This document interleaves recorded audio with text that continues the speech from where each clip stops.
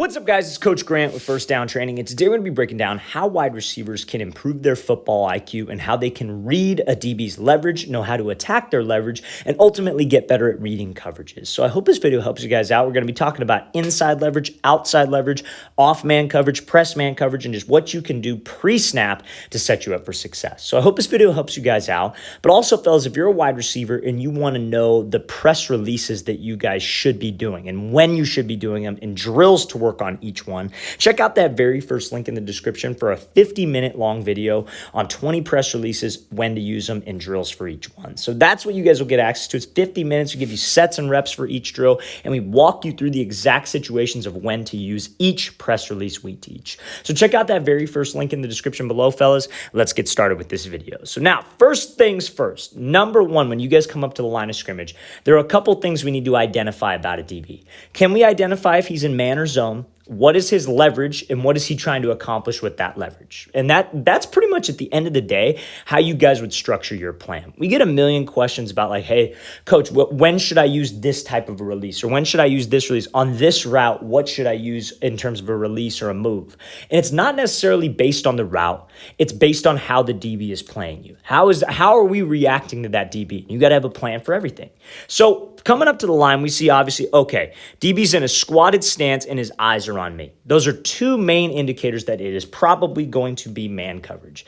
Now, what leverage is he? He's obviously inside leverage, or inside shade, as I call it. You know, a lot of people ask the question like, hey, coach, what do you mean by inside shade, inside leverage? How do we know if he has inside leverage? It's based on his shade. So if he's lined up shaded like this wide receiver here, if we're in his eye view looking forward, if he's lined up to the left of me, which would be the inside, he has inside leverage. He is trying to protect the inside.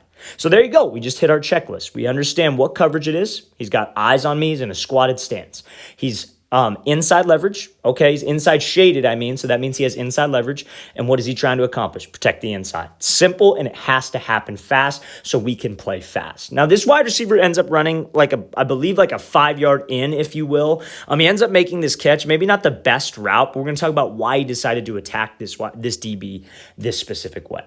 So if you have to run a route, like let's say it's an inside breaking route against this look, this is off man inside leverage. A lot of people think like, oh, off the line, I just want to square up this DB and attack his leverage. You guys maybe have heard me say that. Maybe have heard, somebody else talk about attacking leverage of a DB. You don't want to attack leverage in every situation. There are some situations where you want to sell vertical to get this DB to bite vertical to slip underneath him. So when you have that inside shade off man look, and you have a route that's past, 4 yards and he's off, you need to do a good job of attacking his outside shoulder. And when it comes down to running routes against off man, it's either about attacking a DB's leverage or picking a shoulder to attack. So when I have to run an inside breaking route like this, I would want to attack his outside shoulder, because I know, based on his leverage, what does he not want to give up? He doesn't want to give up the inside, right? That's his whole sole responsibility. So if I attack his leverage, he's not going to give it up. He's not just going to backpedal. He's just going to sit right there and protect the inside because he doesn't have help over there. So I would want to attack him where maybe he does have help. Maybe he's a little bit more susceptible. There's more space out there, so I could get him to open up his hips like so, or maybe get him to open up a little bit more if it's a better route, and be able to slip under. Now, another thing, when do you want to attack the leverage of the DB? You'd want to do that on an outside breaking route. So anytime that you have a route that is away from the leverage, so in this case, he's inside leverage. Anytime you have an outside breaking route, fade, corner, out route, comeback, you would want to attack his leverage. Because if you attack his leverage, what did we say he was going to do? He's going to keep his leverage to the inside because he's not going to give it up, and that gives us more space to the outside. Now, the mistake that a lot of guys will make is that they'll just go run to the outside. They'll just come off the line right here and just go take off and run. But again, that's kind of where he wants you to go, and he'll be able to get hands and squeeze you to that sideline because the sideline is his help. Okay, fellas, so that's how you guys would understand inside leverage off man. You got to make sure.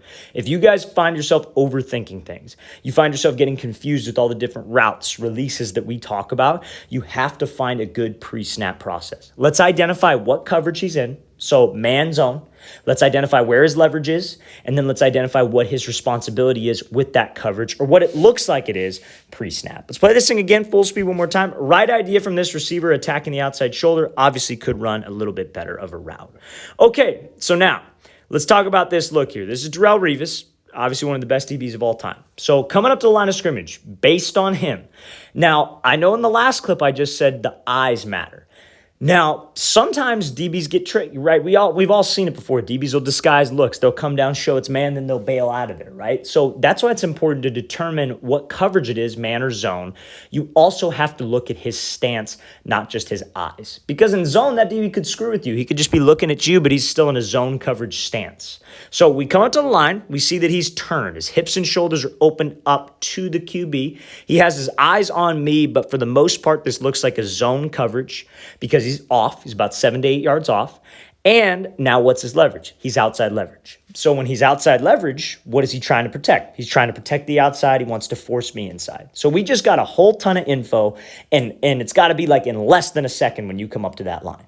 So now we can anticipate, what does it mean by him being outside leverage? Like I said, doesn't want to give up the outside, but that also means that he has help where?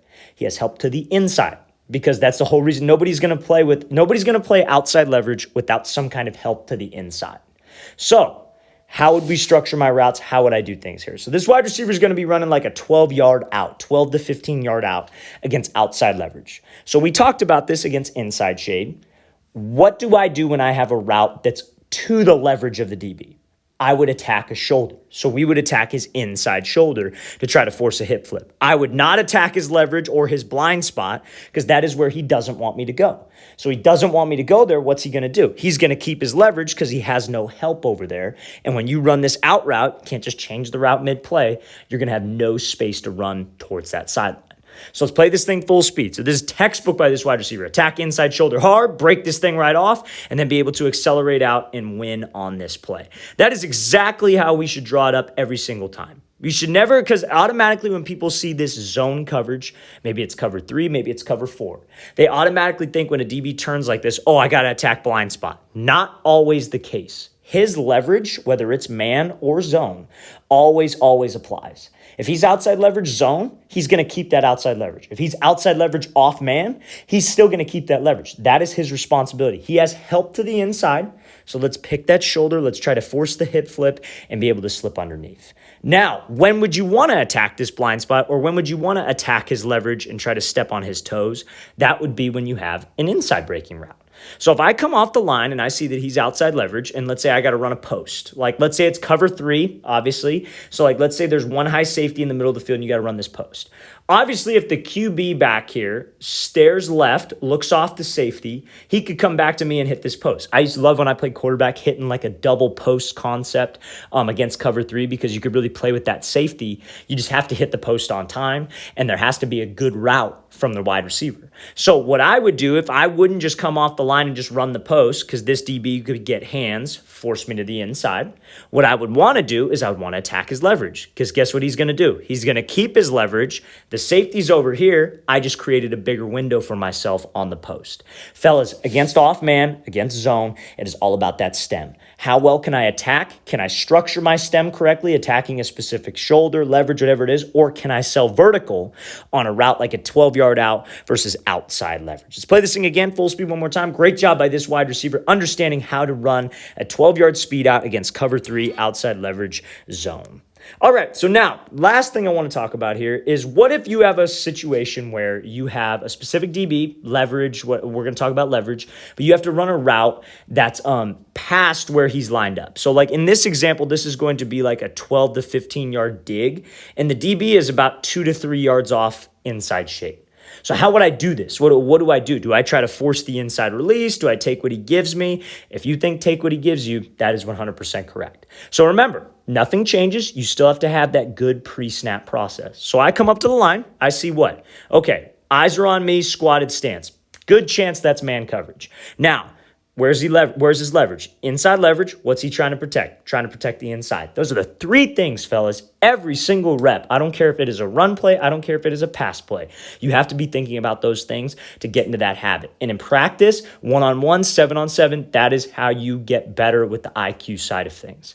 Okay, So inside shade, I got to run this dig. We know he is trying to protect the inside. So a lot of wide receivers, they would just come off the line, attack the DB, and then try to run to the inside and break it off. But here's the problem with that. In a real game, when you are like, let's say you're a slot receiver and you're running a dig, and let's say maybe the outside's running a post, backside will probably run something like a drag. Now, if you take this inside release and this DB gets hands on you, which he will because he's trying to protect the inside, and he walls you all the way over here, the spacing of the play is off, fellas. You're going to be running into other defenders. You have a post from the outside receiver. What this dig is trying to do is trying to draw this safety down so the quarterback can hit the post, or the safety backs up and he hits the dig. But if I get completely rerouted across the field, that safety is just going to back up. He's not even a part of the play. You're getting rerouted into other defenders, other routes, which screws up the play. That is the DB's sole purpose. So we have to take what he gives me to keep spacing on the route, but also set myself up for separation. So let's play this full speed. So this wide receiver does a good job attacking, working outside, giving a move at the top, and then breaking off on this dig. That is exactly what you would want to do. He's inside leverage. Okay, let's attack it. I'm going to attack his leverage, then take the outside release. It's a little bit different than off man when you have kind of like a press man, or like this would be like a catch technique where they're sitting at 2 yards. You kind of always want to attack his leverage, whether you have an inside breaking route or an outside breaking route. You always want to threaten them to their leverage. When it's press, catch, you always want to threaten them to their leverage, because if you just try to run around him, he's just going to get hands and squeeze you all the way out here. And again, sideline is his help in this case. But you always just try to get this engraved in your mind. You always want to attack his leverage when it's press, when it's catch technique. If he's pressed up right on the line of scrimmage, by attacking leverage, I mean like giving a move to the inside. You don't have to like square him up or nothing, but threaten him to where he doesn't want you to go. Off man, different scenario, but threaten him to where he doesn't want you to go no matter what the route is against man or press. Now, a lot of people will say like, oh, it's a dig route. You never want to take an outside release because he's just going to wall you outside. You got to have a plan. So at the top of the break, I'm either working to restack, or if he's running hip to hip with me, I could always do what? I could always throw him by. So you just have to have that plan at the top of the route, fellas. When it comes to releases, comes to reading coverages, it's all about keeping timing and keeping spacing. If you guys are confident at the top of the route, know what to do at the top of the route, you can get easy separation no matter what the route is and no matter what the look defense throws at you. Let's play this thing again, full speed one more time. Great job by Casey Martin attacking the leverage, taking what the DB gives him in the outside release, and then winning at the top of the route. Separation is won and lost at the top of the route, fellas. All right, you guys, I really want to thank you for watching. I really appreciate it. If you guys have any questions at all, don't hesitate to leave those in the comment section below. I appreciate the feedback. It's always great to hear from you guys. And again, fellas, if you'd like a 50-minute long video on 20 press releases, when to use each one, check out that very first link in the description below. I'll see you guys next time.